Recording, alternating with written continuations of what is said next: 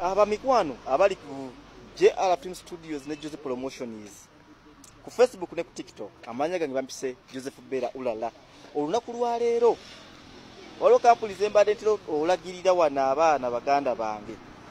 ne mugende ebweru okukola ne waliwo kampuni ate endala bagise legit ate ku luno yazze kulema eno yo ndalamu sibale kyemanyi mwenna abali ebweru abamu be nali mpaddeko ne mbaga abane mugere mweno kampuni sifunangako obuzibu ne mbaleetedde n'eno ate eno yo yansuseeko kuba n'okulambula erambula abaana mwenna abagenza okukola so first hours nekola nnyo ku baana abagenda e Dubai naye mbadde nsaba ng'oli eyo okaabye ne kampuni zikubonyaabonyezza gezaako n'eno kampuni ya legit ku Lwokutaano luno ng'ennaku z'omwezi 7 waliwo abantu abagenyi abakulu abagenda okuva ebweru balina interviews bagenda okukozesa wano za bwereere bw'okwata n'oyita interview ezo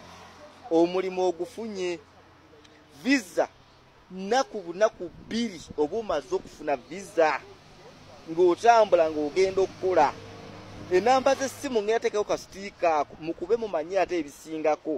bw'obagaye bugambi nti Joseph Bera oba kuva ku JR Film Studios gyenzija ennamba eno ne mbakubirako njagala kumanya ebisigawo ku Lwokutaano interview ze bayogeddeko era ku Lwokutaano bwe munaaba muzze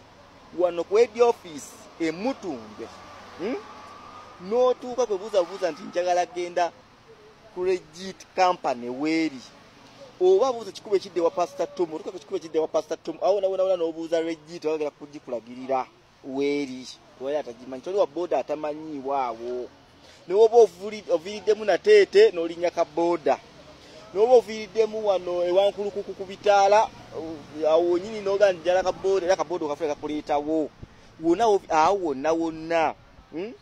oba wano enalukolongo era oba otuuka bw'ogaba ngenda ku legit company